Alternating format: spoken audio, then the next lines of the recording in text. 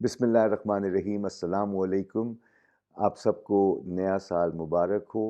और मैं अल्लाह से दुआ करता हूँ कि आप हिफाजत में रहें, खुशी में रहें और साथ ही साथ कामयाबी के सफ़र में गामज़न रहें। आमीन सुम्मा आमीन। ये 25वीं किस्त है और इस साल की पहली, और ये साल अनोखा साल है क्योंकि हम अभी कोविड से निकले हैं और कोविड में ही हैं और नई नई वैरायटीज़ उसकी आ रही हैं, तो हमें बहुत मोहतात रहना है और साथ ही साथ पुरुम्मीद भी रहना है, पुरअज़म भी रहना है।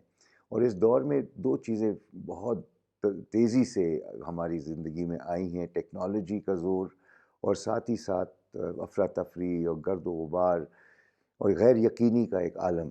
तो इसमें होता ये है कि इख्तलाफात बढ़ते हैं और ना सिर्फ इख्तलाफात लेकिन मुख्तलिफ़ राय लोग लेके आ रहे होते हैं, नए नए मसले जन्म ले रहे होते हैं।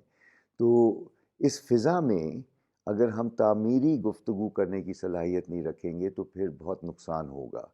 तो इसीलिए मैंने ये वीडियो बनाया है ताकि मैं एक सादा सा ख़्याल आप तक पेश कर सकूं, और वो सिंपल ये है कि अगर हम तामीरी गुफ्तगू को फ़रोग़ देना चाहते हैं तो फिर इसके लिए सच्चाई और एहतराम, इन दो अल्फाज को मिलाना होगा। क्योंकि आपने देखा है कि कुछ लोग बहुत दावा करते हैं और नाज करते हैं कि मैं सच बोलता हूँ, जो दिल में है वो मुंह पे है। और इसी जज्बे को जब वो मैदान में उतारते हैं तो अस्तगफिरुल्लाह, ऐसी ऐसी बातें सुनने को मिलती हैं कि जिससे बहुत दुख होता है।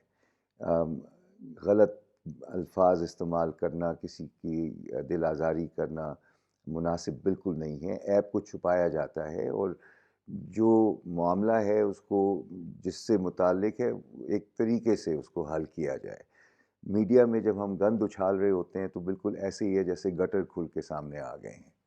साथ ही साथ कुछ लोग दावा करते हैं कि जी मैं बड़ा एहतराम करता हूँ लोगों का।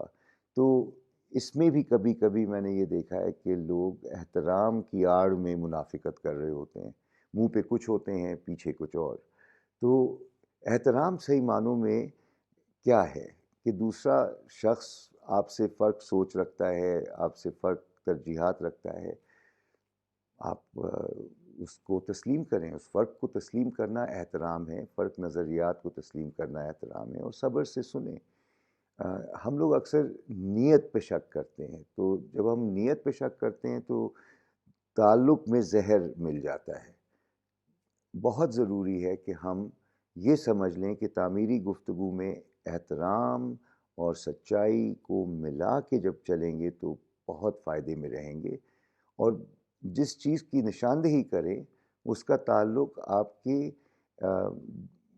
आपने जो देखा हो, आपने जो सुना हो, बज़ाहिर उसी पे आप रोशनी डालें, बनिस्बत इसके कि कान के कच्चे हो जाएं, इसने कहा उसको सुनाया, ये ना कीजिएगा।